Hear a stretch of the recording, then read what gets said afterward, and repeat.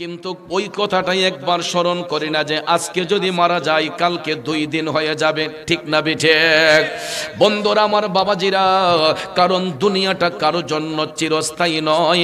60 বছর, 70 বছর, 80 বছর, 100 বছর, 150 বছর, এর চাইতে বেশি দুনিয়ার জিন্দেগি নয় আমার বাবাজিরা। কবর কিন্তু সবাইকে হাতছানি দিয়ে ডাকতেছে, কথা বলেন ঠিক না বিঠিক? এই জন্য কবি বলেছেন, ওরে সৃষ্টিকর্তার ইশারাতে যেতে হবে মাটির নিচেতে, আরে চলবে না আর বাহাদুরি যাহা করতে দুনিয়ায়, হায়রে যাহা করতে দুনিয়া, ওরে দম ফুরাইলে রঙের জলসা যাইব শেষ হইয়া, কথা বলেন ঠিক কিনা আমার ভাইয়েরা? এই একটা জিনিস চিন্তা করে দেখেন, এই ময়দানে যতদিন মাহফিল ছিল কত মানুষ এই জান্নাতের বাগানে বসা ছিল, আজকে আমাদেরকে ছেড়ে কত মানুষ অন্ধকার কবরে। আপনাদের কাছে আমি জানতে চাই, যেই মানুষটা দুনিয়া ছেড়ে চলে যায় ওই মানুষটা কি আর বেঁকে আসতে পারে? কথা কোন আসতে পারে? আপনি বাংলাদেশ ছেড়ে ইন্ডিয়া যান, পাকিস্তান যান, সৌদি আরব যান, পৃথিবীর যে কোনো রাষ্ট্রে যান, আসার একটা সুযোগ রয়েছে। ফ্লাইট যদি হয় টিকিট কাইটা বিমান যোগে আসতে পারবেন। কিন্তু আব্বা, এমন একটা দেশ কবর দেশ, ওই দেশের মধ্যে যাবার গাড়ি আছে, আসার কোনো গাড়ি নাই রে বাজান, কথা কোন ঠিক কিনা?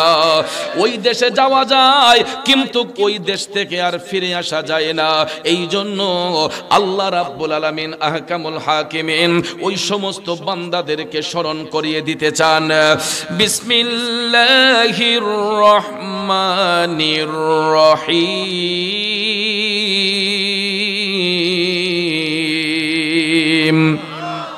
وعد الله الذين آمنوا وعملوا الصالحات لهم مغفرة وأجر عظيم। জোরে বলুন, ঘোষণাটা কার? আল্লাহ রাব্বুল আলামিন ওয়াদা করতেছেন, প্রতিজ্ঞা করতেছেন। কেমন প্রতিজ্ঞা? আল্লাহ তাআলা কয়, ওয়াদাল্লাহ, আমি আল্লাহ ওয়াদা করতেছি, আল্লাযীনা আমানু, যারা ঈমান আনবে, আল্লাযীনা আমানু, যারা ঈমান আনবে, ওয়া আমিলুস সলিহাত, এবং যারা সৎ কাজ করবে, ভালো কাজ করবে, লাহুম মাগফিরাতুন ওয়া আজরুন আযীম। আল্লাহ তাআলা কয়, আমি তাদের জন্য আমার পক্ষ থেকে ক্ষমা এবং উত্তম পুরস্কার রেখেছে। সাথে সাথে আমার আল্লাহ তাআলা আরো বলে দিলেন, ওয়াল্লাযীনা কাফারু ওয়া কাযযাবু বিআয়াতিনা উলাইকা আসহাবুল জাহিম।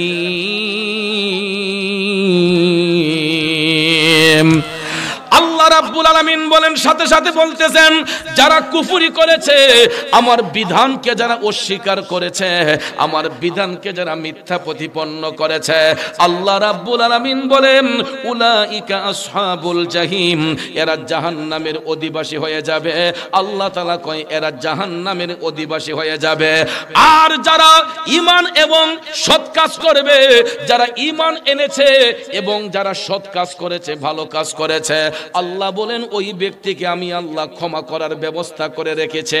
কারণ ইমানদার ব্যক্তিদেরকে আল্লাহ রাব্বুল আলামিন রহমতের চাদরে বেষ্টন করে রাখেন, আর তাদের জন্য পুরস্কার নির্ধারণ করে রাখা হয়েছে।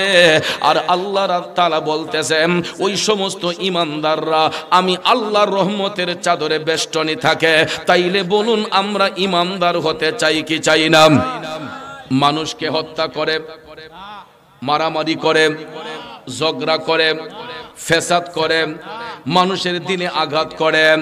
ভাইয়ার আমার, বন্ধুরা আমার, ওই সমস্ত ব্যক্তিরা জান্নাত পাবে দূরের কথা, জান্নাতের সুগন্ধ পর্যন্ত পাবে না। যারা সমাজের মধ্যে ফিতনা সৃষ্টি করে, যারা সমাজের মধ্যে বিশৃঙ্খলা করে, যাদের জবান দিয়ে মানুষের মনে কষ্ট হয়, যাদের জবান দিয়ে মানুষের দিলের মধ্যে আঘাত দেয়, এরা কোনোদিন মুমিন হতে পারে না, এরা কোনোদিন ইমানদার হতে পারে না। ঠিক না বেটে? এই জন্য কবি বলেছেন, মন ভাঙ্গে না মসজিদ ভাঙ্গে, ভাঙ্গে আমার আল্লাহর ঘর, ভাঙ্গে আমার আল্লাহর ঘর, মন মন্দিরে আল্লাহর বাড়ি, ব্যথা দিস না তার ভিতর। কথা বলেন ঠিক কিনা? আরে মন ভাঙ্গে না মসজিদ ভাঙ্গে, ভাঙ্গে আমার আল্লাহর ঘর, ভাঙ্গে আমার আল্লাহর ঘর, মন মন্দিরে আল্লাহর বাড়ি, ব্যথা দিস না তার ভিতর। এ নবীর প্রেমিকেরা, যতই নামাজ পড়ি না কেন, রোজা রাখি না কেন, বান্দা যদি বান্দার মনে কষ্ট দেয়, ওই বান্দা যতক্ষণ তারে ক্ষমা না দিব, সারা দিন নামাজ পড়ে লাভ হবে কে? রোজা করে লাভ হবে কে? কারণ কত নামাজি দেখছি নামাজ পড়িরা সুদের ব্যবসা করে, নামাজ পড়িরা ঘুষের ব্যবসা করে। কত ব্যক্তি দেখছি কোরআন হাদিসের কথা মুখের মধ্যে আছে গো, কিন্তু নিজ দিয়া গিয়া আলগা থেকে ঘুষের টাকা গন্তাছে। তাহলে পিছনের কাপড় আইনা সামন ডাকলাম, পিছন যে উদাম হইতেছে এই খবর আসেনি? তাইলে এই ইমানদারির দাম আসেনি? কথা বলেন আসেনি? ওরে 14 পুরুষ যেথায় গেছে,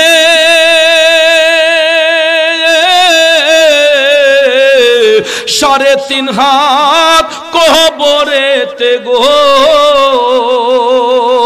আরে যেতে হবে সবই ছাড়ি, যেতে হবে সবই ছাড়ি, দুয়া কলমা পড়িয়া, হাইরে দুয়া কলমা পড়িয়া, ওরে দম ফুরাইলে রঙের জলসা যাইব শেষ হইয়া। কথা বলেন ঠিক না বেঠে? তাইলে বাজান কি হবে? চিটারি করে, বাটপারি করে, মুনাফিকি করে। কারণ দুনিয়াটা তো চিরস্থায়ী নয়। একটাবার অতীতের কথা স্মরণ করে দেখুন, যত বড় রাজা বাদশা এই পৃথিবীতে বাদশাহী করে গেছে, আজকে তাদের অনেকের হাড় মাংসগুলা মাটির সাথে মিশে গেছে।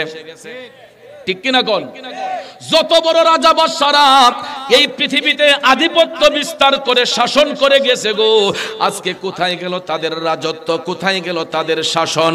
আব্বাজিরা রে, পৃথিবীটা ভ্রমণ করলে সেই মুঘল আমলে যে রাজা বাদশাগুলার বাড়িগুলা ছিল, এইগুলা দেখলে এখন চোখের পাতি ফালানো যায় না। আজকে দেখেন বিল্ডিং এর জায়গায় বিল্ডিং আছে। যারা ভারতে গিয়েছেন, আগ্রা গিয়েছেন, সম্রাট শাহজাহানের তাজমহল দেখেছেন। ঠিক না বেঠে? আমি বলবো আজকে তাকায়া দেখেন, কোথায় সেই তাজমহল, কোথায় তারা? তাজমহলের জায়গা তাজমহল আছে গো, যিনি সেটা নির্মাণ করেছিলেন আজকে ওই লোকটা মাটির সাথে মিশে গেছে। কথা কোন ঠিক কিনা? এই রকম ভাবে প্রত্যেক রাজা বাদশার দিকে তাকায়া দেখেন, আজকে তাদের রাজত্বগুলো চুরমার হয়ে গেছে। এই জন্য যুবক ভাইয়ের আমার, কবি চমৎকার ভাষায় বলে দিয়েছেন, এই পৃথিবী যেমন আছে তেমনি ঠিকই রবে, সুন্দর ওই পৃথিবী ছেড়ে একদিন চলে যেতে হবে রে মন, চলে যেতে হবে। কথা বলেন ঠিক কিনা? কারণ ভাইয়ারা আমার, এমন একটা দিন আসবে, আমি মুরাদ চৌধুরীকে অনেকেই নামটা ভুলে যাবে, হয়তো যারা আমার শ্রোতা এরা আমার নামটা এখন মনে রাখবে। এদের পরবর্তী জেনারেশন বলবে যে মুরাদ চৌধুরী সাহেব এই মাঠে ওয়াজ করছে, কিন্তু এরপরে নাতির ঘরে পতি, সে যখন এই সমাজ পরিচালনা করবে, তখন সেও বলবে আরে মুরাদ চৌধুরীর বাড়ি কোথায়? ঠিক কিনা বলেন? বেশি দূরে যেতে হয় না। আমি যদি একটা লোকরে দাঁড় করি এখন বলি, বলেন তো আপনার বাবার নাম কি? সে বলতে পারবে অমুক। যদি বলি আপনার বাবার নাম কি, দাদার নামটা কি, বলতে পারবে অমুক।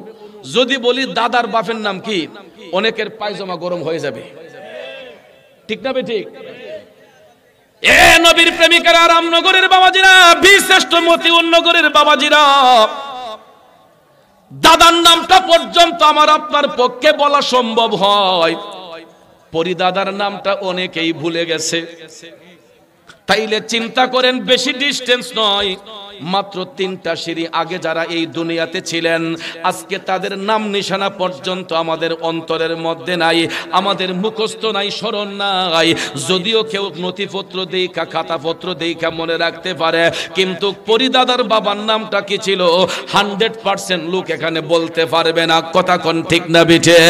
তাইলে আব্বা, আজকে মুরাদ চৌধুরীকে আপনারা চিনতেছেন, আমি সভাপতি সাহেবরে চিনতেছি, আপনি অনেক একজনকে চিনতেছেন, আরেকজনকে চিনতেছেন। এমন একটা দিন আসবে রে, আমাদের কেউ চিনবে না, ওই মাটির সাথে আমরা একদিন মিশে যাব। তাইলে কি হবে এই ক্ষমতা দেখায়া, কি হবে সেই চলচাতুরি কইরা? কিন্তু ভাইয়ের আমার, একটা কারণে মনে রাখতে পারবে, যদি আমাদের ঈমান আমল মজবুত থাকে গো, যদি বান্দা থেকে আল্লাহর বন্ধু হতে পারি, যদি বান্দা থেকে আল্লাহর বন্ধু হতে পারি, তাইলে মারা যাবার পরেও ওই নামটা ইতিহাসের পাতার মধ্যে অমর হইয়া থাকবে। ঠিক না বেঠিক? একটু তাকান সুলতানুল বাংলা হযরতে বাবা শাহজালাল মুজাররদিয়া মনি রহমাতুল্লাহ আলাইহির দিকে। কোথায় তার বাড়ি, কোথায় তার ঘর, কোথায় তার বাড়ি, কোথায় তার ঘর? তিনি 12 বছর বয়সে সেই ইয়ামেন প্রদেশ থেকে রওনা হয়েছিলেন। এও ইচ্ছে করে নয়, আমার মদিনার কামলিওয়ালা নবী, মায়ার নবী, দয়ার নবী বাবা শাহজালালকে স্বপ্ন যুগে দিদারের মাধ্যমে আদেশ করেছিলেন, শাহজালাল তুমি আর ইয়ামেনে থাকতে হবে না, দিন প্রচারের জন্য তুমি ভারতবর্ষে চলে যাও। আল্লাহু আকবার। বয়স মাত্র তখন 12 বছর। বাবা শাহজালালের জীবনী পড়ে দেখলাম, তিনি খুব অল্প বয়সে মায়ের কোল, বাবার কোল হারিয়েছেন। তাকে মুজাররদ বলা হয় এই কারণে, তিনি সিঙ্গেল লাইফ ছিল, সংসার জীবনে যান নাই, এই জন্য তাকে মুজাররদ বলা হয়। বাবাজিরা আমার, বন্ধুরা আমার, ইয়ামেন দেশে এমন একটা পরিবারে জন্মগ্রহণ করেছিলেন, তিনি মায়ের বংশ দিয়া তিনি আওলাদে রাসূল ছিলেন। সুবহানাল্লাহ কোন। আজকে দেখেন, সেই সুলতানুল বাংলার বিরুদ্ধে আমরা অনেকে ষড়যন্ত্র করি, বাবা শাহজালালের মাজার ভাঙ্গার ষড়যন্ত্র অনেকেই করি, ঠিক কিনা? যারু সিলাই সিন্নি খাইলাম, তারে চিনলাম না। আরে বাঙালি কত বেঈমান আমরা, আরে বাংলার মুসলমানরা কত নিষ্ঠুর বেঈমান। যার উসিলায় আজকে ধুতি কাপড় থেকে সেলাই যুক্ত কাপড় পরতেছি। এই বাংলাদেশটা নয়, শুধু ভারত উপমহাদেশটা হিন্দুদের শোষণে ছিল।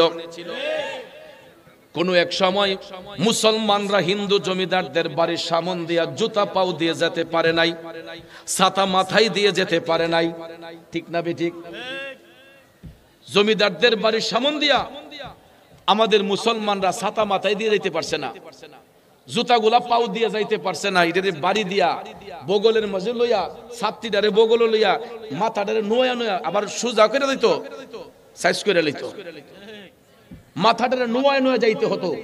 মুসলমানরা এমন নির্যাতনের শিকার ছিল এই বাংলার জমিনে, ভারত উপমহাদেশে।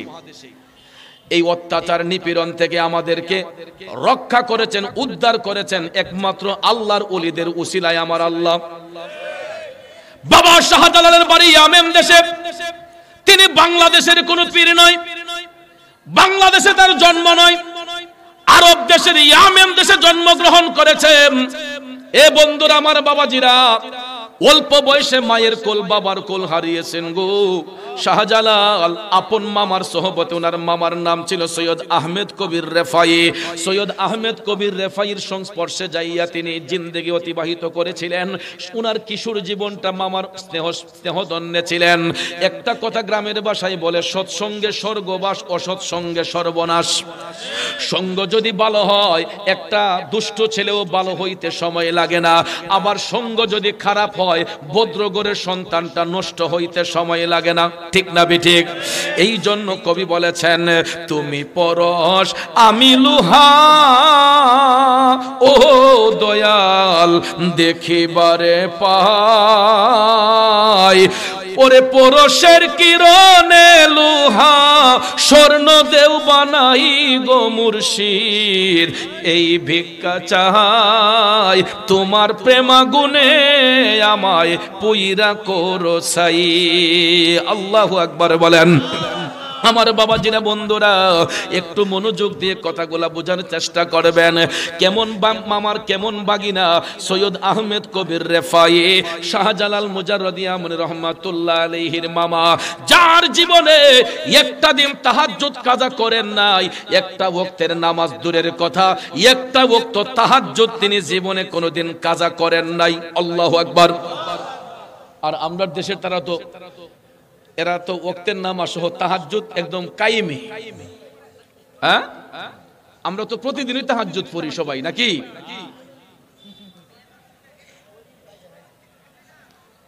আমি চ্যালেঞ্জ করে বলতে পারি, আজকেও এখানে এমনও লোক আছে এশারের নামাজটা কাজা হয়েছে, এমনও লোক আছে মাগরিবের নামাজটা কাজা হয়েছে। কথা বলেন না, রাগ করছেন? এশার নামাজ কাজা হয়েছে এখানে অনেক লোক আছে, মাগরিব কাজা হয়েছে অনেক লোক আছে, আসর কাজা হয়েছে অনেক লোক এখানে আছে, যোহর কাজা হয়েছে অনেক লোক আছে। ফজরের কথা কি বলবো, বলতে গেলে লজ্জা লাগে, ঠিক না ঠিক? ফজরের কথা বলতে গেলে লজ্জা লাগে, কারণ মাহফিল শেষে অনেক সময় বাড়িতে যাওয়ার সময় ফজরের আজান হয়ে যায় ব্রাহ্মণবাড়িয়া, মাধবপুরে বা ভৈরবে। এখন নামাজ তো পড়তে হয়। অনেক মসজিদের মধ্যে ঢুকলে দেখা যায় শুধুমাত্র ইমাম সাহেব, মুয়াজ্জিন সাহেব আর 2-3 জন বয়স্ক মুরব্বী মসজিদের মধ্যে গলা কাশি দিয়ে ঢুকতেছে। যুব সমাজ কোথায়? তারা নাক টাইনা ঘুমাইতেছে। ঘুম আসার একটা কারণ আছে যুবক ভাই, আমাদের সবার হাতে কিন্তু এই জিনিসটা আছে। হ্যাঁ, সারাটা রাত 11টার পরেই দেখবেন খাবার দাবার যখন শেষ হয়, এই মুনাজাত কিন্তু সবার হাতে আছে। পরিস্থিতি পরিবেশ, আমরা স্বামী স্ত্রী আগে বিছানার মাঝে শুইয়া কত মধুর আলাপ করতো, ভালোবাসার আলাপ করতো, ঠিক না ঠিক? এখন ইতাও টাইম টুম নাই। অনেক সময় দেখা যায় 2 জন 2 দেশ, কথা কোন ঠিক না ঠিক? 2 জন 2 দেশ। ভাইয়ার আমার, বন্ধুর আমার, দেখা যায় একজনে মোবাইলটা এমনি টিপে আরেকজনে হেমনে টিপে, কথা কোন ঠিক না ঠিক? বলতে পারেন হুজুর আপনি জানেন কেমনে? এই প্রশ্ন করতে পারেন। কারণ ভাইয়ার আমার, আমরা অনেকেই অনেকের ফ্রেন্ড লিস্টে আছি, কথা কোন ঠিক না ঠিক? অনেক সময় দেখবেন যদি আপনার এই অনলাইনে থাকে, অনলাইনে থাকলে কিন্তু একটা চিহ্ন আছে, সবুজ চিহ্ন, কথা কোন ঠিক না ঠিক? এটা দেখলেই বোঝা যায় কে অনলাইনে আছে, কে অফলাইনে আছে, কথা বলেন ঠিক না ঠিক? এখন দেখা যায় এই মোবাইল ফোনটাই আমাদের ভালোবাসা পর্যন্ত কেড়ে নিয়ে যাচ্ছে, কথা কোন ঠিক কিনা? বন্ধু বান্ধবের মোহব্বত ছিনিয়ে নিয়ে যাচ্ছে। এ যুবক বন্ধুরা আমার, বাবাজিরা, এই মোবাইল ফোনটা সারা রাত যুবকরা নিয়ে যখন টিপাটিপি করে গো, এমন একটা টাইমের মধ্যে তাদের চোখে ঘুম আসে যখন মুয়াজ্জিন সাহেব বলে আসসালাতু খায়রুম মিনান নাওম।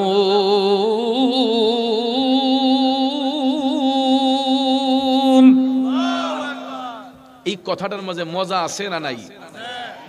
এই কথা দিয়ে কি কাউকে গালি দেওয়া হচ্ছে? কারো সম্পদ হরণের কথা বলা হচ্ছে? এই কথা দিয়ে মুয়াজ্জিন সাহেব বলছেন ঘুম থেকে নামাজ ভালো। আর আমাদের যুবকরা তখন বলে না না, আমাদের ঘুমটাই এখন ভালো।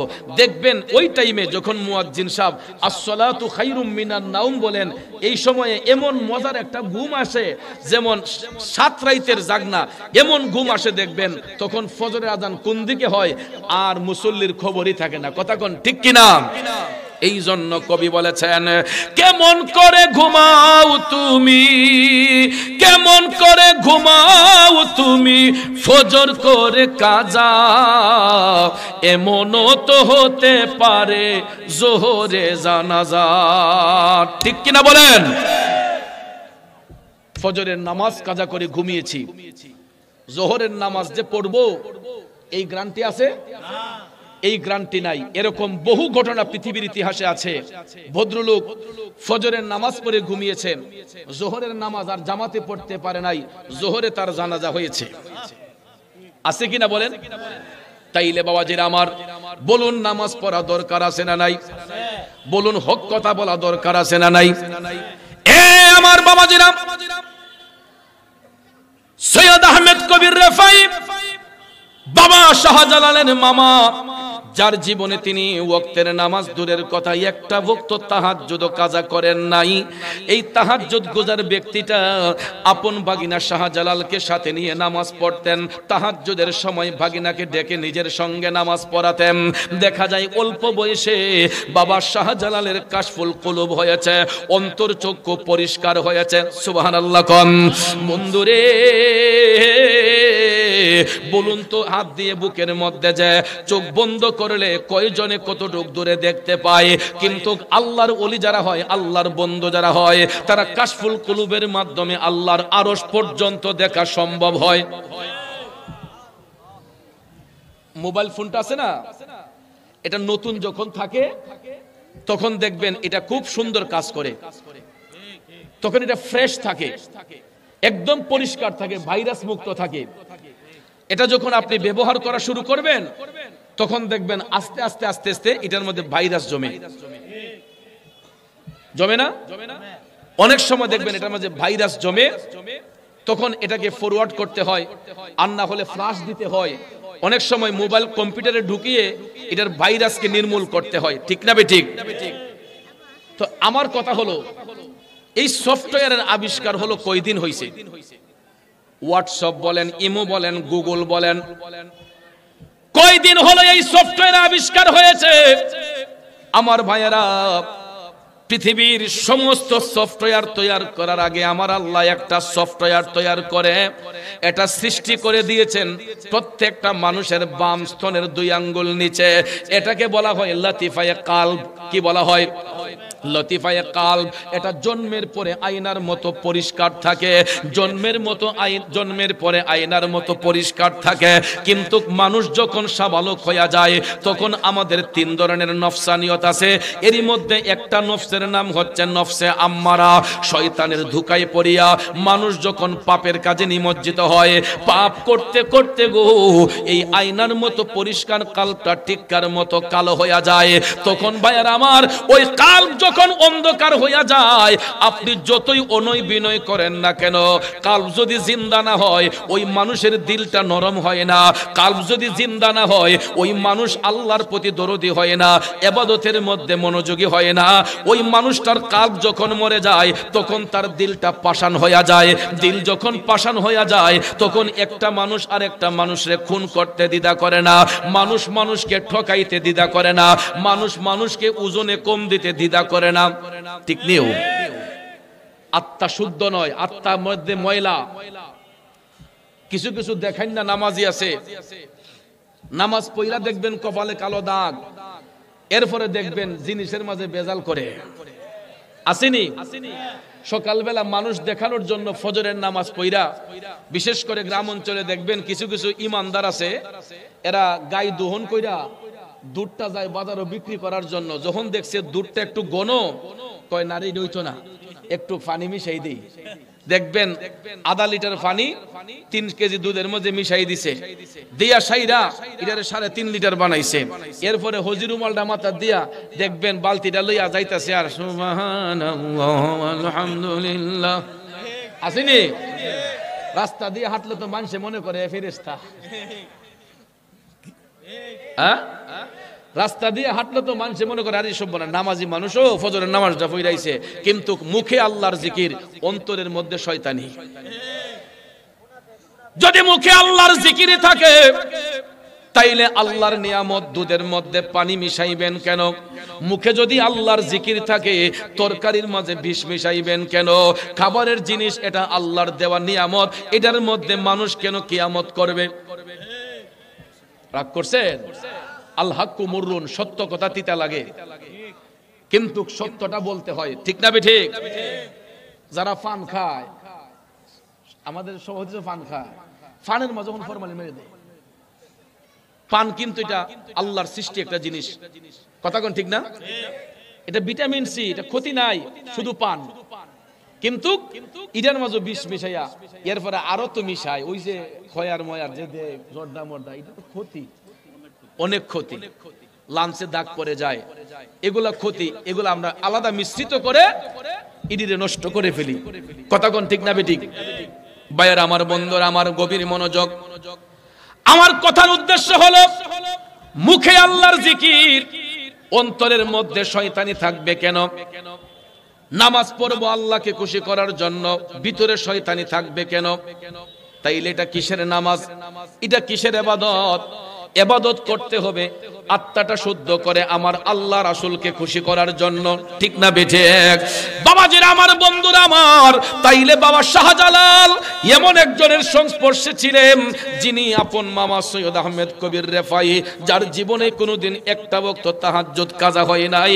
ওই মামার স্নেহধন্যে বাবা শাহজালাল মুজাররদি আমনি রহমাতুল্লাহ আলাইহি যখন ইবাদত করতেন, হঠাৎ একদিন মামা ভাগনা এশারের নামাজ পড়া যখন ঘুমাইলেন, ঘুমের ঘরে বাবা শাহজালাল স্বপ্নে দেখে গো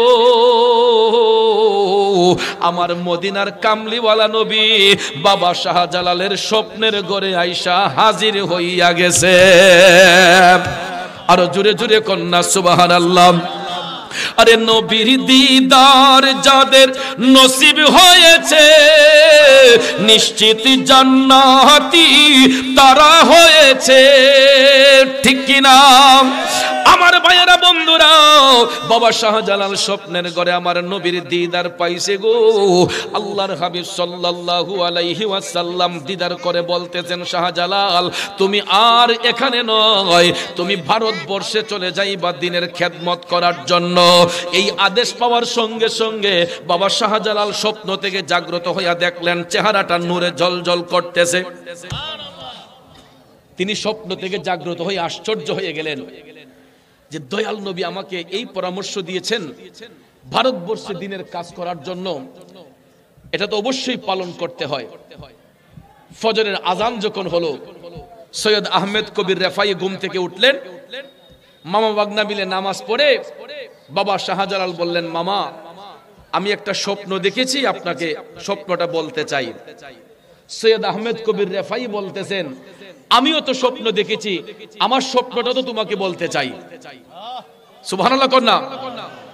এখন দেখা যায় মামা যেই স্বপ্ন দেখছে, বাগিনাও এই স্বপ্ন।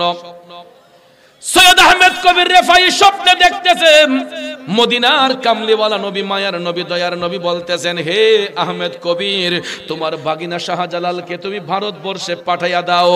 তখন শাহজালাল মুজাররদি আমনি রহমাতুল্লাহ আলাইহি এই কথা শুইনা তিনি বলতেছেন, মামা আমারও তো গত রাতে দয়াল নবী দিদার করে বলতেছেন যে আমি ভারতবর্ষে দিনের খেদমত করার জন্য।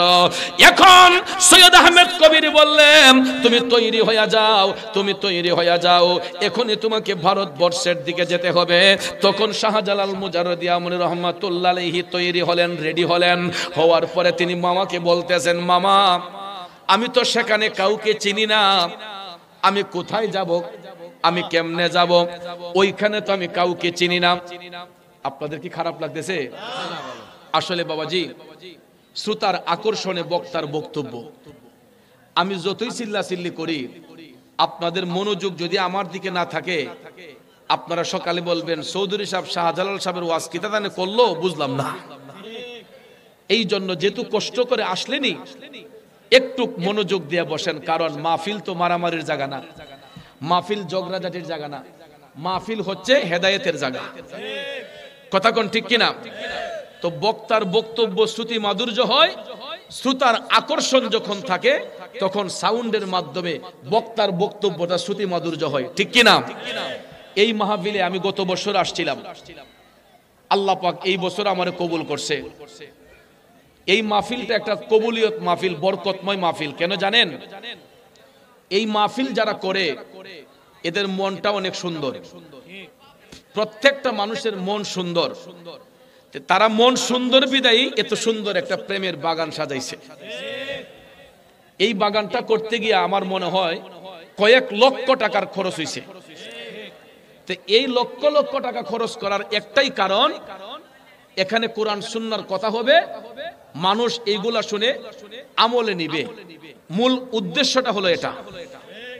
আর এই মাহফিলকে কেন্দ্র করে আজকে দেখেন কত শত শত দোকানদার দোকান নিয়ে এখানে বসছে, এরারও কিন্তু রিজিকের ব্যবস্থা হইতেছে। গরিব মানুষগুলা আপনাদের উসিলায় তাদেরও একটা ব্যবসা বাণিজ্য হইতেছে। তাইলে বরকত কি একদিকে না চতুর্দিকে?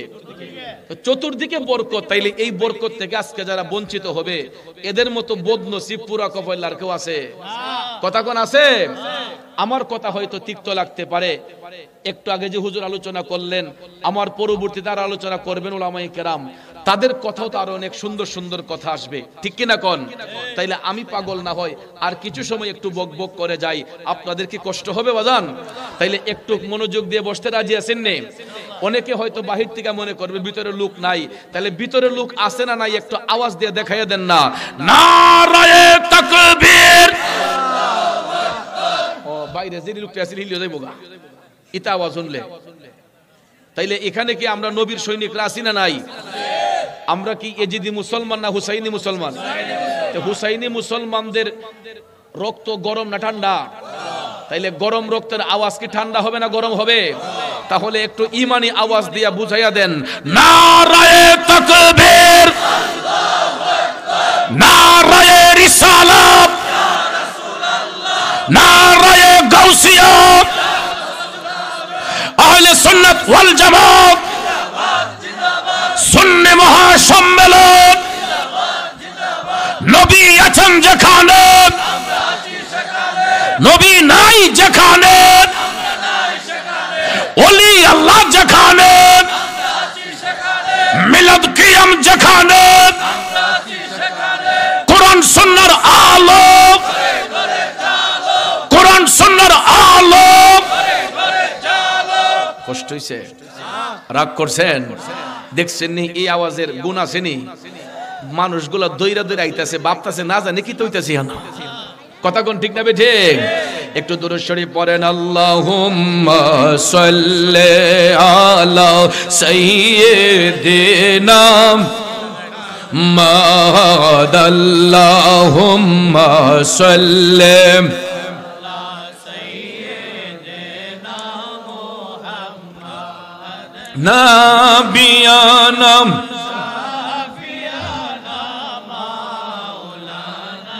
মুহাম্মাদ, নবী শাফি মাওলানা মুহাম্মদ, এমন নবীজির উম্মত আমরা, যেই নবীর নাই তুলনা, এমন নবীজির উম্মত আমরা, যেই নবীর নাই তুলনা।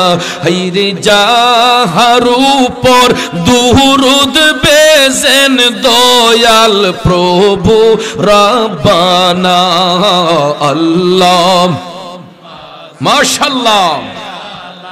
সাইয়্যিদিনা মুহাম্মদ, নবী শাফি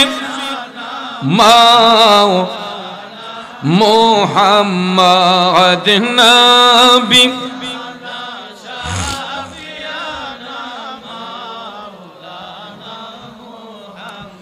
একটা জবানও বন্ধ রাখবেন না, চিৎকার মেরে বলুন আল্লাহু আকবার। জগতের বন্ধুরা রে, ও মুরব্বী বাবাজিরা গো, আমার সম্মানিত মা বোনরা যারা শুনতেছেন, বলতেছিলাম কে আল্লাহর ওলি হযরতে বাবা শাহজালাল স্বপ্নের ঘটনা বলার সাথে সাথে মামা সৈয়দ আহমেদ কবির ডাক দিয়া কয়, শাহজালাল আমিও একই স্বপ্ন দেখেছি, দয়াল নবী আমাকে বলেছেন তোমাকে ভারতবর্ষে পাঠাইবার জন্য। এ শাহজালাল তুমি তৈরি হয়ে নাও। শাহজালাল বাবা তৈরি হলেন। তিনি বলতেছেন, মামা আমি একা একা কোথায় যাব, কার কাছে কাছে যাব, কোথায় গিয়ে আমি দিনের খেদমত করব, আমি লোকেশন কোথায় পাবো, কোন জায়গায় যাব। তখন হযরতে সৈয়দ আহমেদ কবির রেফাই ইয়ামেন দেশের এক মুষ্টি মাটি বাবা শাহজালালের হাতের মধ্যে দিয়া বললেন, ভাগিনা এই মাটিটা তোমার হাতের মুষ্টির মধ্যে রাখো, ওই মাটিটা তুমি যেখানে গিয়া মিল পাইবা বুঝবা সেখানেই হবে তোমার দিন প্রচারের জায়গা। আর তোমার সাথে করে আমি 12 জন উচ্চ পদস্থ সুফি সাধক তোমার সফর সঙ্গী বানাইয়া দিচ্ছে। সর্বপ্রথম যখন ইয়ামেন দেশ থেকে রওনা হয়েছিলেন তখন কিন্তু 312 জন ছিলেন না। সর্বপ্রথম বাবা শাহজালাল যখন ইয়ামেন দেশ থেকে রওনা হইলেন তখন ওনার সাথে ছিল 12 জন উচ্চ পদস্থ আল্লাহর ওলি। এর মধ্যে একজন আউলাদে রাসূল ছিলেন, উনি হচ্ছেন বর্তমানে হবিগঞ্জের চুনারো ঘাটে মুরারবন্দের জমিনে পূবে এবং পশ্চিমে যিনি শুয়ে আছেন সিপাহসালার সৈয়দ নাসিরউদ্দিন রহমাতুল্লাহ আলাইহি। চিৎকার মেরে বলুন সুবহানাল্লাহ। একটু মনোযোগ, আসুন সামনে যাই। এই 12 জন উচ্চ পদস্থ আল্লাহর ওলিকে সাথে নিয়া বাবা শাহজালাল যখন রওনা হলেন, বন্ধুরা আমার কোথায় যাবেন, লোকেশনটা কিভাবে পাইবেন, চিন্তার বিষয় কিনা। ভারতবর্ষে আসবেন ইয়ামেন দেশ থেকে, কোন রাস্তা দিয়ে আসবেন? তখন তো হেলিকপ্টার, বিমান এগুলা ছিল না, রেলগাড়ি ছিল না, মাইক্রোবাস ছিল না, নাকি ছিল? তখনকার সময় যানবাহন ছিল উটের উপর সাওয়ার হয়ে, ঘোড়ার উপর সাওয়ার হয়ে। কথা কোন ঠিক কিনা? বাবা শাহজালাল আসবেন কিভাবে, রাস্তা চিনবেন কিভাবে? রাস্তা চিনাইবার জন্য ওই যে কাল্ব আল্লাহ রাব্বুল আলামিন আমাদেরকে সফটওয়্যার দিয়েছেন, এটা যদি আত্মা যদি শুদ্ধ হয়, কাল্ব যদি পরিষ্কার হয়, তাহলে অন্তর চক্ষু দিয়ে আল্লাহর ওলিগণ শুধু পৃথিবী কেন, তারা আল্লাহর আরশ পর্যন্ত দেখা সম্ভব হয়। দেখবেন গুগল একটা সফটওয়্যার আছে, যেই সফটওয়্যারের মাধ্যমে আকাশপথে বিমান উঠতেছে, সমুদ্র পথে জাহাজ দৌড়তেছে। আটলান্টিক মহাসাগরটা কত বড় চিন্তা করেন, বঙ্গোপসাগর কত বড়, ভারত মহাসাগর কত বড়, লোহিত সাগরটা কত বড়, কোন কুলকিনার আছে? এটার মাঝখান দিয়ে বিমান যাচ্ছে, জাহাজগুলা যাইতেছে, এক একটা জাহাজ এই এক একটা এলাকার চাইতে বড়। কিন্তু সমুদ্রের মাঝখান দিয়ে যে যাচ্ছে কোনো কুল কিনারা নাই, কোথায় যাবে, কোন লোকেশনে যাবে, তাদেরকে লোকেশন দিচ্ছে গুগল। ঠিক না ঠিক? আকাশপথে বিমান উঠতেছে, শুধু কি একটা বিমান উঠতেছে? বর্তমানে আমাদের মাথার উপরে শত শত হাজার হাজার বিমান আছে, আকাশপথে উঠতেছে। এইগুলা একটার সাথে আরেকটার কোনো কানেকশন লাগতেছে না, ধাক্কা লাগতেছে না। এক একটা বিমান মিনিটে আপনার 60 কিলো, 80 কিলো, 100 কিলো বেগে চলে। কথা কোন ঠিক না ঠিক? তাহলে দেখেন এত স্পিডে যাবার পরেও, হাই স্পিডে যাবার পরেও একটা বিমানের সঙ্গে আরেকটা বিমানের ধাক্কা লাগে না। এটা নিয়ন্ত্রণ করছে কে? Google software. তাহলে আমি যদি প্রশ্ন করি গুগল সফটওয়্যারের আবিষ্কারক কে? গুগল সফটওয়্যারের আবিষ্কারক একটা সাধারণ মানুষ। কথা কোন ঠিক কিনা? যিনি বিজ্ঞান রিসার্চ করে, কোরআন সুন্নাহকে রিসার্চ করে, বিজ্ঞান নিয়ে গবেষণা করে একজন বিজ্ঞানী গুগল সফটওয়্যারের আবিষ্কার করেছেন, যা দ্বারা বর্তমানে সারা বিশ্ব ভ্রমণ করা সম্ভব হয়। আপনাদের এই বীরশ্রেষ্ঠ মতিউন্নগরে আমি হবিগঞ্জ থেকে আসলে আমি একটা লোককে জিজ্ঞাসা করতে হবে না, জাস্ট আমি যখন রায়পুর উপজেলা বীরশ্রেষ্ঠ মতিউন্নগর লিখে যখন গুগলে সার্চ দেব, আমাকে রাস্তাটা পর্যন্ত গুগল দেখাই দিতেছে, কোন জায়গায় জাম আছে, কোন জায়গায় আপনার ভিড় আছে, কোন জায়গায় যাইতে কতটুকু সময় লাগবে, ঘন্টা মিনিটটা পর্যন্ত গুগল আমাকে বলে দিচ্ছে। ঠিক না ঠিক? তাহলে আপনারা বলেন গুগল সফটওয়্যারের আবিষ্কারক একজন সাধারণ বিজ্ঞানীর দাম বেশি নাকি একজন আল্লাহর ওলির ঈমানি শক্তি বেশি? বাবাজিরা আমার, বন্ধুরা আমার, এই বিজ্ঞানীরা গুগল সফটওয়্যারের আবিষ্কারক এক দেশ থেকে আরেক দেশের যোগাযোগের জন্য জায়গায় জায়গায় টাওয়ার ফিট করেছে। টাওয়ার আছে না? বাংলা লিংক টাওয়ার, রবি টাওয়ার, গ্রামীণের টাওয়ার। টাওয়ার যদি না থাকে সিমে কোনো কাজ করব, মোবাইল ফোনে কোনো কাজ করব? তাহলে এটার যোগাযোগ হচ্ছে, এটার যোগাযোগ হচ্ছে কার সাথে? টাওয়ারের সঙ্গে। কথা কোন ঠিক কিনা? একটা টাওয়ার থেকে আরেকটা টাওয়ারের সাথে যোগাযোগ, একটা টাওয়ারের থেকে আরেকটা টাওয়ারের সাথে যোগাযোগ। কথা কোন ঠিক কিনা? আমাদের একজন অতিথি আসছেন নাকি? আজকের প্রধান অতিথি, নারায়ে তাকবীর। তো ভাইয়ের আমার, যেই কথাটা আমরা আলোচনা করেছিলাম যে গুগল সফটওয়্যারের আবিষ্কারক একজন মানুষ, যার এই সফটওয়্যার আবিষ্কার করার কারণে গোটা বিশ্ব নিয়ন্ত্রণ করতেছে। আকাশপথ বলেন, সমুদ্রপথ বলেন, স্থলপথ বলেন, জলপথ বলেন, প্রত্যেকটা জায়গা নিয়ন্ত্রণ করতেছে গুগল সফটওয়্যার। এবং আমরা যে বিভিন্ন আমরা এই যে রবি টাওয়ার, রবি সিম ইউজ করতেছি, বাংলা লিংক, গ্রামীণ, এগুলো ইউজ করতেছি। একটা টাওয়ারের সাথে আরেকটা টাওয়ারের কানেকশন আছে, কথা কোন ঠিক কিনা? একটা টাওয়ারের সাথে আরেকটা টাওয়ারের কানেকশন যদি না থাকে তাহলে মোবাইলের যোগাযোগ বিচ্ছিন্ন হয়ে যায়। নেট যদি অফ হয়ে যায় যোগাযোগ বিচ্ছিন্ন হয়ে যায়, কথা কোন ঠিক কিনা? তখন আল্লাহর ওলিরা যখন এই জগতে যখন বিচরণ করেছেন তখন তো এইগুলা ছিল না, গুগল সফটওয়্যার ছিল না, তখন আপনার ইন্টারনেট ছিল না, হোয়াটসঅ্যাপ, ইমো, মেসেঞ্জার, এগুলা কিছুই ছিল না। তখনও ভাইয়ার আমার একটা সফটওয়্যার ছিল যেটা আল্লাহ রাব্বুল আলামিন বান্দার কালবের মধ্যে ফিট করেছেন। প্রত্যেকটা মানুষের বাম স্তনের নিচে 2 আঙ্গুল নিচে এটা লাতিফায়ে কালব বলা হয়। আপনার লাতিফায়ে কালব এটা আয়নার মতো পরিষ্কার থাকে। আমি যেটা বলেছিলাম আমাদের 3 ধরনের নফসানিয়ত আছে, একটা হলো নফসে মুতমাইন্না, একটা নফসে লাওয়ামা, আর একটা হচ্ছে নফসে আম্মারা। এই শয়তানের ধোঁকায় পড়ে মানুষ যখন পাপ করে তখন এই পরিষ্কার কালবটা টিক্কার মতো কালো হয়ে যায়। তখন মানুষের দিল যখন মরে যায়, ওই মানুষের দিল পাষাণ হয়ে যায়। কালব যখন অন্ধকার হয়ে যায় তখন দেখবেন চোখ দিয়ে পানি আসে না, একজন আরেকজনের প্রতি দরদ থাকে না, মানুষ মানুষকে হত্যা করতে দ্বিধা করে না, কারণ তার দিল মরে আছে, পাষাণ হয়ে আছে।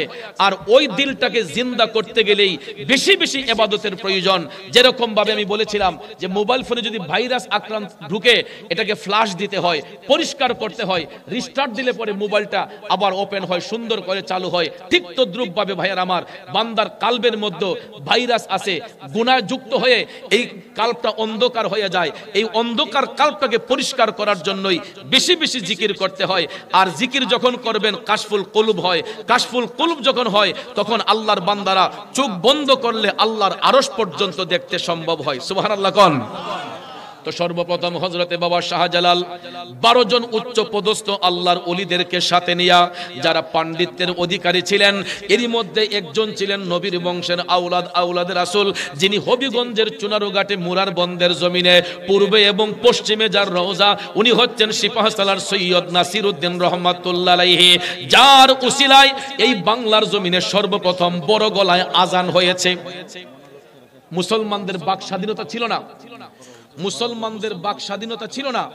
মুসলমানরা তাদের অনুশাসনগুলা নির্বিচারে নীরবে নিস্তব্ধে করতে হতো, তারা ওপেনলি আজান দিতে পারত না। এখনো বিশ্বের অনেক দেশে মুসলমানরা প্রকাশ্যে জুড়ে কণ্ঠে আজান দিতে পারে না। অনেক দেশ আছে, অনেক ইহুদি খ্রিস্টানদের দেশ আছে, এখন পর্যন্ত আজান প্রকাশ্যে দেওয়া যায় না। এরকম ভাবে এই ভারত উপমহাদেশে আল্লাহর ওলিগণের আগমনের পূর্বে তখন হিন্দু রাজাদের অত্যাচারে মুসলমানদের বাক স্বাধীনতা ছিল না। এই দেশের মধ্যে সর্বপ্রথম যিনি বড় গলায় আজান দিয়েছিলেন সুরমা নদীর তীরবর্তী স্থানে দাঁড়িয়ে, উনি হচ্ছেন শাহজালাল রহমাতুল্লাহ আলাইহির সফর সঙ্গী আওলাদে রাসূল সৈয়দ নাসিরউদ্দিন রহমাতুল্লাহ আলাইহি, যিনি প্রকাশ্যে ওপেনলি খোলা আকাশের নিচে দাঁড়িয়ে কেবলামুখী হয়ে আল্লাহু আকবার ধ্বনি দিয়েছিলেন। আপন কালবের মধ্যে যখন দৃষ্টি দিতেন তখন এক জায়গা থেকে আরেক জায়গায় আল্লাহর ওলিগণ বিচরণ করতেন। যেমন হিন্দুস্তানের রাজা হযরতে আতে রাসূল খাজা গরিবে নওয়াজ মঈনুদ্দিন চিশতি রহমাতুল্লাহ আলাইহি, যিনি ভারতবর্ষ অবস্থান করেছিলেন, যার অত্যাচারে সেখানে মুসলমানরা কোনো কাজ করত না, রাজা পিতৃরাজ, সেই রাজা পিতৃরাজকে পরাজিত করেছেন খাজা আজমিরি মঈনুদ্দিন চিশতি রহমাতুল্লাহ আলাইহি। উনি খাজা গরিবে নওয়াজ শাহজালাল রহমাতুল্লাহ আলাইহিকে তিনি লোকেশন দিলেন যে আপনি আসেন। তখন হিন্দুস্তানের মধ্যে বাবা শাহজালাল অবস্থান করলেন। সেখানে আইসা খাজা গরিবে নওয়াজের সঙ্গে সাক্ষাৎ হলো। সেখানেও মাটির মিল পাওয়া যায় না, যেই মাটি তার হাতের মুষ্টিতে ছিল।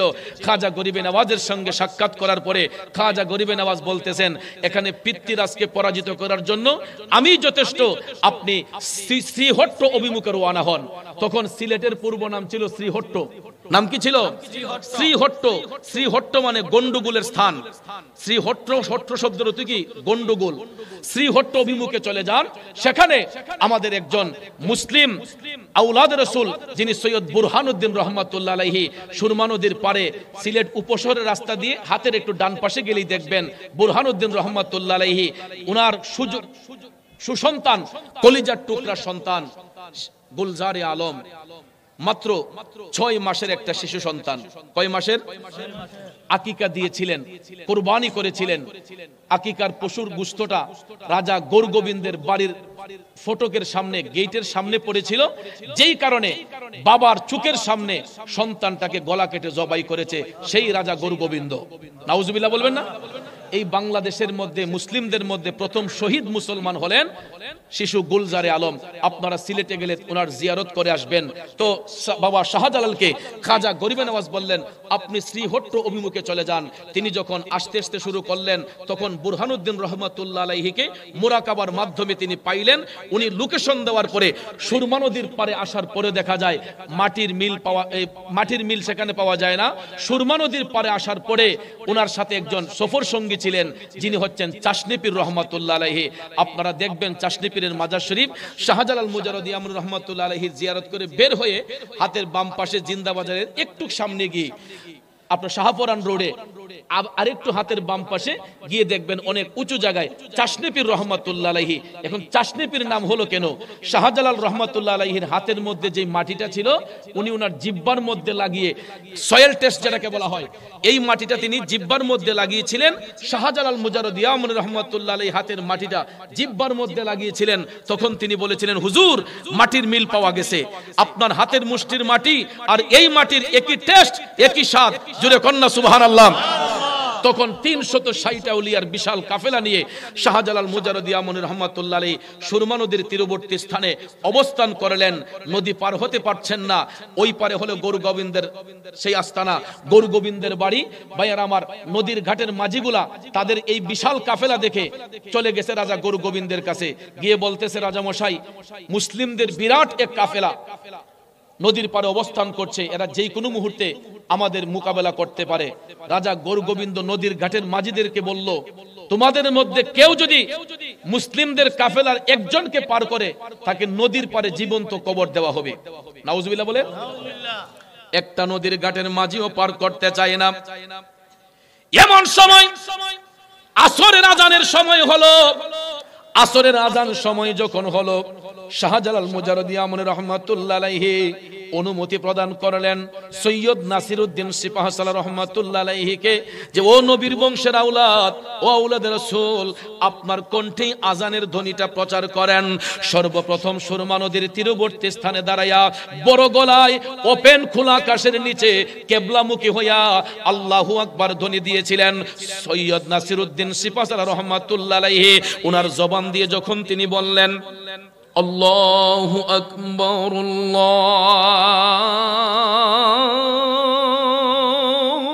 আল্লাহু আকবার, এই শব্দের পাওয়ার কম না বেশি? আল্লাহু আকবার শব্দটা বলতে দেরি হয়েছে। রাজা গোরগোবিন্দের দেয়ালের মেইন ফটক যেটা, এই ফটকটা ঠাস করে ধসে পড়তে দেরি করে নাই। ভাইয়ারা আমার, সবাই অবাক হয়ে গেল, এত শক্ত প্রাচীর, এত বড় প্রাচীর, এটা কিভাবে ধসে পড়লো? তখন নদীর ঘাটের মাঝে গিয়া রাজা গোরগোবিন্দের কাছে সংবাদ দিল, রাজা মশাই, নদীর পারে দাঁড়াইয়া কারা যেন আল্লাহু আকবার শব্দ দিচ্ছে। কই, তোমরা যেভাবে এটার প্রতিবাদ করো, কিন্তু ভাইয়ার আমার, নদীর ঘাটের মাঝে আইসা তাদের চেহারার দিকে তাকাইলে এদের মনটা নরম হয়ে যায়। কারণ মুসলমান আল্লাহর ওলিদের চেহারার দিকে তাকাইলেই তাদের মনটা নরম হয়ে যায়। এখন পর্যন্ত দেখবেন কিছু কিছু মানুষ আছে আলগা থেকে একজন আরেকজনের মন্দচারী করে, কিন্তু সামনাসামনি আসলে দেখবেন অনেকে দেখলে মায়া হয়ে যায়। কথা কোন ঠিক না ঠিক? অনেক সময় দেখবেন শত্রুর উপর আক্রোশ থাকে, কিন্তু তারে দেখলে হঠাৎ করে একটা মায়া সৃষ্টি হয়ে যায়। তখন দেখবেন অনেক সময় আমরা কঠিন শত্রুতামি থাকলেও ওই শত্রুকে আমরা ক্ষমা করে দেই। এটাই হলো মনুষ্যত্ব, এটাই হলো বিবেক। কথা বলেন ঠিক কিনা? শাহজালাল মুজাররদি আমনি রহমাতুল্লাহ আলাইহি একটা নদীর ঘাটের মাঝিকেও রিকোয়েস্ট করলেন না, নদী পার হওয়ার জন্য কাউকে রিকোয়েস্ট করেন নাই। উনি নামাজ পড়তেন যেই নামাজের মুসল্লায়, ভাইয়ার আমার বন্ধুরা আমার, কারামতুল আউলিয়া হাক্কুন, আউলিয়াদের কারামত সত্য।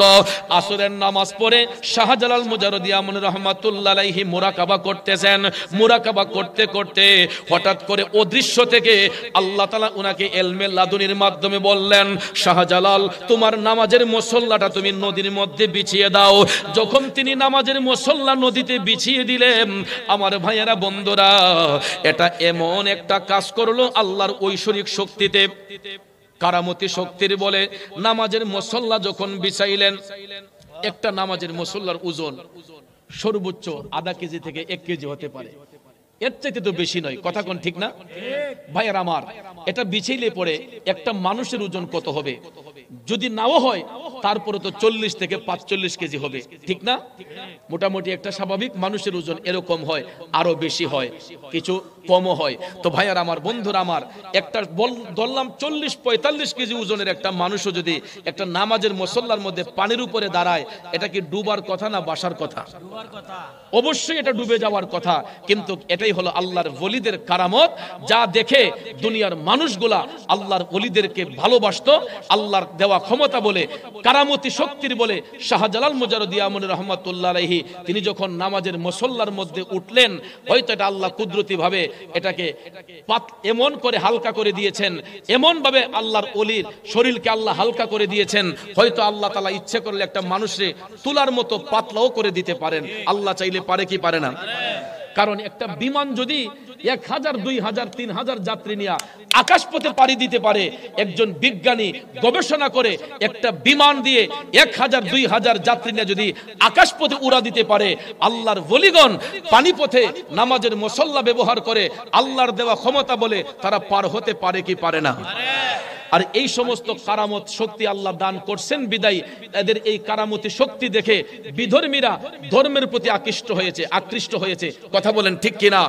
নদীর ঘাটের মাঝিগুলা যখন দেখলো যে নামাজের মুসল্লা দিয়ে ব্যক্তি পার হয়ে যাচ্ছে, এরা অবাক হয়ে গেল। যখন শাহজালাল নদী পার হইলেন, তখন ভাইয়ার আমার, নদীর ঘাটের মাঝিগুলা অটোমেটিকলি এরা বাবা শাহজালাল মুজাররদি আমনি রহমাতুল্লাহ আলাইহির কাছে গিয়া বলল, হুজুর আপনি তো সাধারণ কোনো ব্যক্তি নয়, যেই লোকটা নামাজের মুসল্লা দিয়ে নদী পার হতে পারে ওই লোক তো সাধারণ ব্যক্তি নয়, আপনি কে? আপনার পরিচয় দেন। তখন তিনি বললেন, আমার নাম শাহজালাল, আমি ইয়ামেন দেশ থেকে সফররত অবস্থায় এখানে কালেমার দাওয়াত প্রচার করতে এসেছি। সুবহানাল্লাহ কোন। তখন হিন্দুরা বলতেছে, হুজুর আপনি আমাদেরকে কালেমা পড়ে মুসলমান বানান। সর্বপ্রথম নদীর ঘাটের মাঝিগুলা এরা কালেমা পড়ে মুসলমান হয়েছে। আপনারা বলুন, শাহজালাল কি কাউকে বেত্রাঘাত করেছেন? কাউকে আঘাত করেছেন? কাউকে জোরপূর্বক বলেছেন ইসলাম গ্রহণ করার জন্য? তিনি জবান মুবারকের মধুমাখা বাণী দিয়ে, কালেমার দাওয়াত দিয়ে, ওনার আধ্যাত্মিক ক্ষমতা দিয়ে, কারামতি শক্তির বলে বেদিনকে দিনের দাওয়াত দিয়েছেন। কিন্তু আমরা বর্তমানে এখন দেখতে পাই অনেক জায়গার মধ্যে আল্লাহর ওলিদের মাজারে হামলা হয়, মাজার ভাঙচুর হয়, অনেক জায়গার মধ্যে দেখা যায় ওলি আল্লাহর দরবারের মধ্যে আঘাত হানা হয়, যেইগুলো আমাদের শান্তিপ্রিয় সুফিবাদী মুসলমানদের হৃদয়ে রক্তক্ষরণ হয়। কথা কোন ঠিক কিনা? কারণ আমাদের এই দেশ স্বাধীন সার্বভৌমত্বের দেশ। এই দেশে আমরা জাতি ধর্ম নির্বিশেষে আমরা চলাফেরা করি, ঠিক না ঠিক? হিন্দুরা মন্দিরে পূজা করবে, মুসলমানরা মসজিদে ইবাদত করবে, খ্রিস্টানরা গির্জায় এরা ইবাদত করবে। এটাই হলো সম্প্রীতির দেশ। কথা বলেন ঠিক কিনা? কিন্তু ভাইয়ার আমার, আমাদের মধ্যে বিভাজন সৃষ্টি করার জন্য কিছু কিছু উগ্রবাদী লোক আছে, যারা আমাদের শান্তিপ্রিয় মুসলমানদেরকে আতঙ্কের মধ্যে ফেলা দেওয়ার জন্য, আমাদেরকে অশান্ত করার জন্য কিছু উগ্রবাদী লোক আছে। তাদের উগ্রতার কারণে আমাদের মুসলমানদের অন্তরে শান্তি বিরাজ করে না, সুশীল সমাজের মধ্যে শান্তি বিরাজ করে না। এই জন্য আমি আমাদের প্রশাসন মহোদয়কে আমি বলবো, আপনারা এই দিকে একটু নজরদারি করলে আমাদের দেশের সাধারণ জনগণ তারা একটু শান্তি পাবে এবং শান্তিতে বসবাস করতে পারবে, ঠিক না ঠিক? কারণ আমরা চাই এই দেশে স্বাধীন সোনার বাংলাদেশে আমরা সম্প্রীতির মাধ্যমে চলা আমরাও পছন্দ করি। হিন্দুরা গির্জায় মন্দিরে পূজা করবে, মুসলমানরা মসজিদে ইবাদত করবে, কেউ কারো ধর্মের প্রতি আঘাত করবে না, কেউ কারো ধর্মকে ধর্মকে নিয়ে ক্রিটিসাইজ করবে না, এটাই হলো সম্প্রীতি, এটাই হলো সোনার বাংলা। কথা বলেন ঠিক না ঠিক? আল্লাহ রাব্বুল আলামিন যেন আমাদের এই দেশকে, এই সোনার বাংলাকে সমস্ত উগ্রতা থেকে হেফাজত করেন, জঙ্গিবাদের খপ্পর থেকে আমাদের দেশকে যেন আল্লাহ নিরাপদ রাখেন, হেফাজত করেন। আমরা সবাই বলি আমিন, আর একটু জোরে বলি আমিন। তো ভাইয়ের আমার, যেই আয়াতে পাকের আজকে আলোচনা আমরা করেছিলাম, সূরা আল মায়েদার 9 নম্বর আয়াতে পাকে আল্লাহ রাব্বুল আলামিন ওয়াদা করেছেন, ওয়াদাল্লাহ, আল্লাহ বলেন আমি ওয়াদা করতেছি আল্লাযীনা আমানু, যারা ঈমান এনেছে, ওয়া আমিলুস সালিহাত, এবং যারা সৎ কাজ করে, লাহুম মাগফিরাতু ওয়া আজরুন আযীম। আল্লাহ বলেন আমি তাদের জন্য আমার পক্ষ থেকে ক্ষমা এবং উত্তম পুরস্কার নির্ধারণ করে রেখেছি। তাহলে আজকের আলোচনার সারমর্ম হলো, যারা ঈমানদার, যারা মুমিন, তারা ভালো কাজ করে, যারা মুমিন এবং ঈমানের সহিত যারা মহৎ কাজ করে, ভালো কাজ করে, আল্লাহ বলেন আমার পক্ষ থেকে তাদের জন্য ক্ষমা এবং উত্তম পুরস্কার। তাহলে দেখেন শাহজালাল মুজাররদি আমনী রহমাতুল্লাহ আলাইহি, তিনি আমার রাসূলের উপর ঈমান এনে আমলের সহিত তাকওয়ার মাধ্যমে তিনি সত্যের কাজ করেছেন, ভালো কাজ করেছেন, বেদিনকে দিনের দাওয়াত দিয়েছেন। এটা কি ভালো না খারাপ? আজকে যার উসিলায় এই বাংলাদেশের মধ্যে 95% মুসলমান বসবাস করতেছে, এর পিছনে সবচেয়ে বড় অবদান হচ্ছে আল্লাহর ওলি হযরতে বাবা শাহজালাল মুজাররদি আমনী রহমাতুল্লাহ আলাইহি সহ 360 আউলিয়ার। কথা কোন ঠিক কিনা? যাদের উসিলায় এই ধুতি কাপড় থেকে সেলাইযুক্ত কাপড় পরা আমরা শিখলাম। আল্লাহর ওলিগণ এই দেশে আসার পরেই জায়গায় জায়গায় মসজিদ, মাদ্রাসা নির্মাণ হচ্ছে। এরকম ভাবে মুসলমানদের কার্যক্রম আস্তে আস্তে শুরু হয়ে গেছে, মুসলমানদের কার্যক্রম শুরু হয়ে গেছে। এই রকম ভাবে অদ্যাবধি পর্যন্ত এই দেশের মধ্যে 95% মুসলমান বসবাস করতেছে একমাত্র আল্লাহর ওলিদের কারণে। কথা কোন ঠিক কিনা? তো ভাইয়ের আমার, বন্ধুরা আমার, আসলে আলোচনা করতে গেলে একটা মুভমেন্ট লাগে। আমারও তো আলোচনা প্রায় 2 ঘন্টার মতো হয়ে গেছে। এরকম ভাবে চতুর্দিকে কথা হলে তো আলোচনার যেই এই গুণাগুণ এটা হয় না। আমি প্রথমেই বলেছি শ্রোতার আকর্ষণে বক্তার বক্তব্য, ঠিক না? আমি বক্তব্য করবে সাইড টক যদি হয় তাহলে তো এটা অস্থিতিশীল লাগে। এই জন্য আমি চাই আমার কথায়, ভাষায়, আলোচনায়, ব্যবহারে কারো মনে কষ্ট পেয়ে থাকলে আশা রাখি কষ্ট নেবেন না। বিনয় করে আপনাদেরকে বলবো, হাটে ঘাটে যেখানে যে অবস্থায় থাকেন, আল্লাহর ওলিগণ কোরআন সুন্নাহর আলোকে আমাদেরকে যেই শিক্ষা দিয়েছেন, ওয়াক্ত মোতাবেক নামাজ পড়বো, আমরা হালাল রিজিক খাবো, হারাম ব্যবসায় কখনো যাব না, আমরা সৎ পথে থাকবো। সবচেয়ে বড় জিনিসটা হলো আহকামে শরীয়তের মধ্যে সর্ব উৎকৃষ্ট ইবাদত যেটা, এটাই হলো নামাজ। ঠিক কিনা বলেন? তো আমি আলোচনার সারমর্মে এটাই বুঝিয়েছিলাম যে আমি বলেছি যে আজকেও এখানে অনেকেই ওযু ছাড়া এখানে বসছে, অনেকেই এশারের নামাজ কাজা করে বসছি, মাগরিব কাজা করে বসছি। তাহলে এরকম যদি নামাজ কাজা করলাম, আমরা মিথ্যা বললাম, এখানে সত্য কথাগুলো শুনে লাভ হবে কি? এই জন্য আত-তুহুরু শাতরুল ঈমান, পবিত্রতা হইল ঈমানের অঙ্গ। এই জন্য কোনো মাজলিসে আসলে, মাহফিলে আসলে, একটা পবিত্র স্থানে আসলে পবিত্র মন নিয়ে আসতে হবে। ঠিক কিনা বলেন?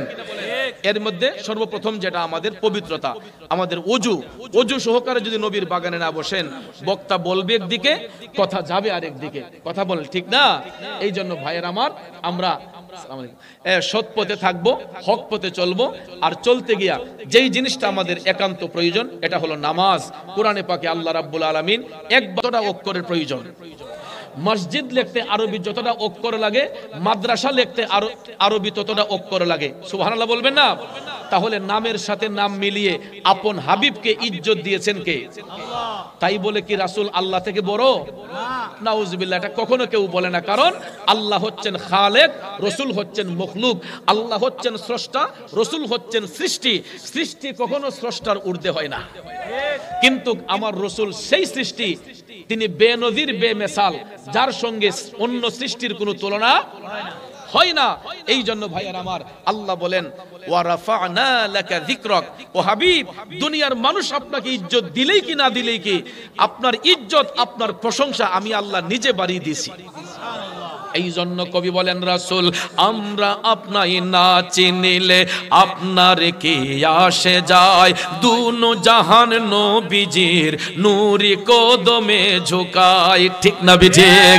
দুনো দুনো জাহান নবীজির নবীজির নবীজির দুনো জাহান নবীজির নূরি কদমে ঝুকায় আমরা আপনাই না চিনিলে আপনার কি আসে যায় কথা বলেন ঠিক না ঠিক আমরা রাসূলের দুরূদ সালাম না দিলেই সমস্যা কি 24 আওয়ার্স মদিনা শরীফে গিয়ে দেখেন বাবু সালাম দিয়ে হাজার হাজার লক্ষ লক্ষ আশিক রাসূল লাইন বেঁধে বেঁধে আসসালাতু ওয়াসসালামু আলাইকা ইয়া রাসূলুল্লাহ আসসালাতু ওয়াসসালামু আলাইকা ইয়া হাবিবাল্লাহ বলে সালাম দিয়ে দিয়ে জান্নাতুল বাকিয়া গেট দিয়ে বের যায় কথা কোন ঠিক না ঠিক আমাদের প্রধান অতিথি অবশ্যই গিয়েছেন অবশ্যই মক্কা শরীফ মদিনা শরীফ জিয়ারত করেছেন 35 বছর তিনি সেখানে গিয়েছেন জিজ্ঞেস করেন তিনি নিজেও রওজা শরীফে যখন বাবু সালাম দিয়ে ঢুকছেন তখন আমার রাসূলকে সালাম দিয়ে দিয়ে আবার জান্নাতুল বাকিয়া গেট দিয়ে বের হয়েছেন কথা কোন ঠিক না সেখানে বাবার আমার বসে থাকার কোনো কায়দা নাই সেখানে হাইটে হাইটে আমার রাসূলকে সালাম দিয়ে যায় সবাই কথা বলেন ঠিক কি না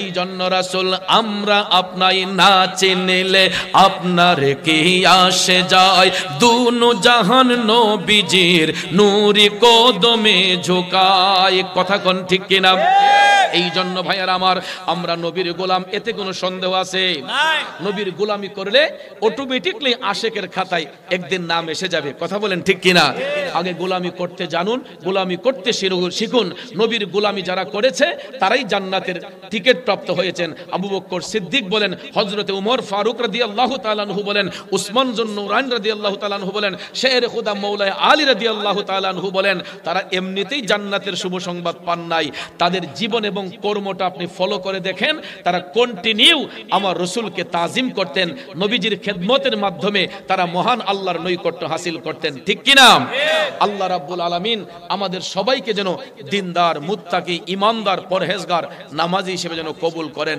তাইলে ভাইয়ের আমার আজকের পর থেকে রাসূলকে যদি ভালোবাসেন কেউ নামাজ ছাড়তে পারবো না ঠিক রাজি আছেন রাসূলকে যদি ভালোবাসেন আমার নবীর মহব্বত কারো অন্তর থেকে মুছতে পারবে না এবং রাসূলকে যদি ভালোবাসেন কন্টিনিউ আমার নবীর উপর দুরূদ সালাম পড়বেন কন্টিনিউ আমার নবীর উপর দুরূদ সালাম পড়বেন দুরূদ শরীফ এটা এমন একটা শক্তিশালী ঔষধ যেই ব্যক্তি আল্লাহর হাবিব সাল্লাল্লাহু আলাইহি ওয়াসাল্লামের দুরূদ শরীফ বেশি না পারে দৈনিক যদি অন্তত একবার আমার নবীর দুরূদ শরীফ পড়ে ভাইয়ার আমার আল্লাহ রাব্বুল আলামিন ওই ব্যক্তিকে ঈমানের সহিত মৃত্যু দান করবে এই জন্য একটা অভ্যাস করুন মুরব্বীরা বলে যেমন তেমন লয় 3 দিন করলেই হয় আমাদের দ্বারা যদি অ্যান্ড্রয়েড মোবাইল ফোন চালানো সম্ভব হয় আমাদের দ্বারা যদি একটা ইঞ্জিন চালিত গাড়ি চালানো সম্ভব হয় রেলগাড়ি চালানো সম্ভব হয় আমাদের পক্ষে দুরূদ শরীফ পড়া অসম্ভব হবে কেন আমাদের পক্ষে কোরআন পড়া অসম্ভব হবে কেন মানুষ যেই রাস্তা দিয়ে হাঁটে এটা দিয়ে দেখবেন এটা সরু রাস্তা হয়ে যায় মানুষ জঙ্গল দিয়ে হাঁটলে এটা মঙ্গল হয়ে যায়